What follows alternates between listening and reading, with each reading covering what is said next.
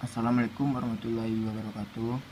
Baiklah, perkenalkan saya Muhammad Ali Gustin dari Prodi Statistika S1, Fakultas Matematika dan Ilmu Pengetahuan Alam, Universitas Negeri Padang. Baiklah, saya akan mempresentasikan tugas metode survei yang membahas tentang kebutuhan gula masyarakat. Di sini kami beranggotakan 4 orang yang diampuni oleh Ibu Zul Rahmi, SPD, MSI. Nah, saya akan mempresentasikan hasil kelompok kami. Yang pertama, latar belakang. Gula merupakan komoditi penting bagi masyarakat Indonesia, bahkan bagi masyarakat dunia. Manfaat gula sebagai sumber kalori bagi masyarakat selain dari beras, jagung, dan umbi-umbian menjadikan gula sebagai salah satu bahan makanan pokok. Kebutuhan akan gula dari setiap negara tidak hanya untuk memenuhi kebutuhan pokok, tetapi juga karena gula merupakan bahan pemanis utama yang digunakan sebagai bahan baku pada industri makanan dan minuman. Peranan gula semakin penting disebabkan oleh belum tersedianya bahan pemanis buatan yang mampu menggantikan keberadaan gula pasir. Kondisi geografis Indonesia cukup berpotensi untuk menghasilkan tanaman tebu, menjadikan Indonesia sebagai negara yang berpotensi sebagai produsen gula terbesar di dunia. Selanjutnya, rumusan masalah. Yang pertama, berapakah konsumsi gula pasir yang dihabiskan rumah tangga per minggu? Yang kedua, apakah umur mempengaruhi konsumsi gula pasir? Yang ketiga, apakah dalam satu keluarga ada anggota keluarga yang tidak mengonsumsi gula? Yang keempat, jika ada, apakah anggota keluarga tersebut menggantinya dan dengan jenis gula lain atau tidak mengonsumsi gula sama sekali? Selanjutnya, tujuan penelitian. Untuk mengetahui berapa banyak gula pasir yang dihabiskan dalam rumah tangga per minggunya. Yang kedua, untuk mengetahui adanya pengaruh umur terhadap konsumsi gula pasir. Yang ketiga, untuk mengetahui apakah ada masyarakat yang tidak mengkonsumsi gula. Yang keempat, untuk mengetahui apakah ada pengganti gula. Targetnya adalah masyarakat Jorong Pauh, Kecamatan Lubuk Sekaping, Pasaman. Teknik sampel yang kami gunakan adalah purposive sampling atau pengambilan sampel menurut tujuan. Apa itu purposive sampling? Sampling merupakan salah satu teknik sampling yang tidak acak, di mana peneliti menentukan pengambilan sampel dengan cara menetapkan ciri-ciri khusus yang sesuai dengan tujuan penelitian sehingga dapat menjawab permasalahan penelitian.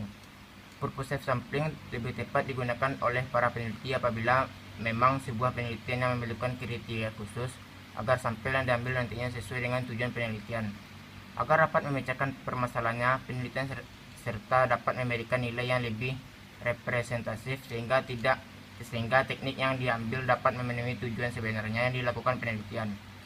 Syarat purposive sampling yaitu yang pertama, kriteria atau batasan ditetapkan dengan peneliti. Yang kedua, sampel yang diambil sebagai subjek penelitian adalah sampel yang memenuhi kriteria yang telah ditetapkan.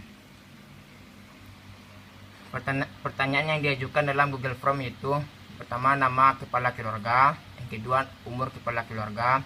Yang ketiga, jumlah konsumsi gula pasir keluarga per minggu, jumlah anggota keluarga, riwayat penyakit yang berhubungan dengan gula, apakah ada dari anggota keluarga yang tidak mengkonsumsi gula, dan yang terakhir, jika ada, apa yang digunakan untuk mengganti gula pasir tersebut. Baiklah, berikut adalah tampilan kuesioner yang kami gunakan untuk melakukan survei, di mana pada program entry itu terdapat pertanyaan tentang konsumsi gula, di mana pertanyaan itu terdiri dari 7 buah pertanyaan. Untuk umur kepala keluarga, kami mengelompokkannya menjadi 4. Yang pertama yaitu untuk umur 20-30 tahun. Yang kedua untuk umur 31-40 tahun. Yang ketiga untuk umur 41-50 tahun. Dan yang terakhir lebih dari 50 tahun.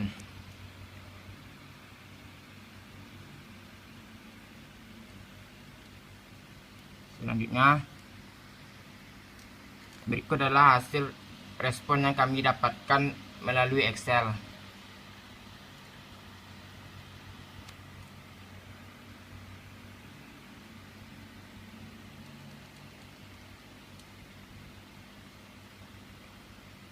Dan kemudian kami inputkan dalam SPSS. Dalam menginput SPSS, kami mengalami kendala atau masalah. Untuk melakukan pengujian data yang kami peroleh adalah data bertipe string, dan kami tidak tahu angka uji untuk data yang bertipe string.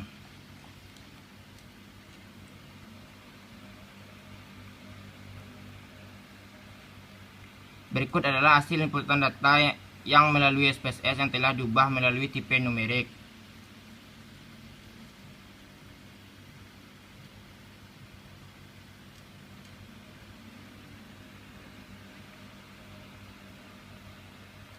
Berikut adalah hasil uji validasi dari SPSS untuk respon dari responden.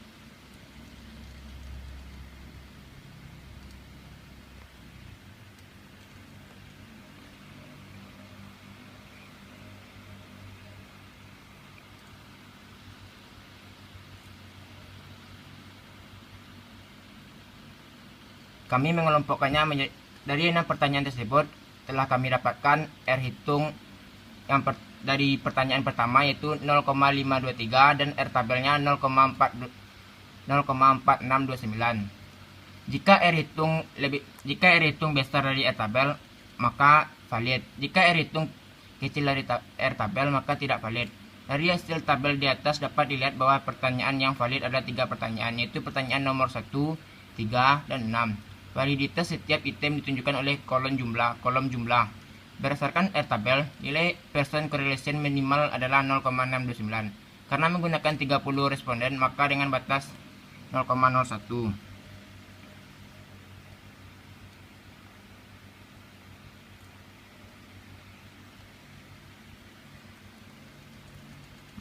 Berikut hasil uji reliabilitas SPSS. Dari hasil uji relativitas ternyata nilai Cronbach's alpha besar 0,60 yaitu 0,709 besar dari 0,60. Maka kuesioner di atas menyatakan relativitas. Dari hasil survei tersebut kami mendapat menyimpulkan yaitu hampir keseluruhan masyarakat mengkonsumsi gula khususnya di Jorong Pauh, Kecamatan Lubuk Sekaping, Pasaman. Dapat dilihat dari data yang telah kami tampilkan tadi, hampir tidak ada masyarakat yang tidak mengkonsumsi gula. Bahkan dengan ada riwayat penyakit gula pun tetap ada masyarakat yang mengkonsumsi gula. Baiklah, sekian, terima kasih. Hanya itu yang bisa saya sampaikan. Wabillahi taufiq wal hidayah. Assalamualaikum warahmatullahi wabarakatuh.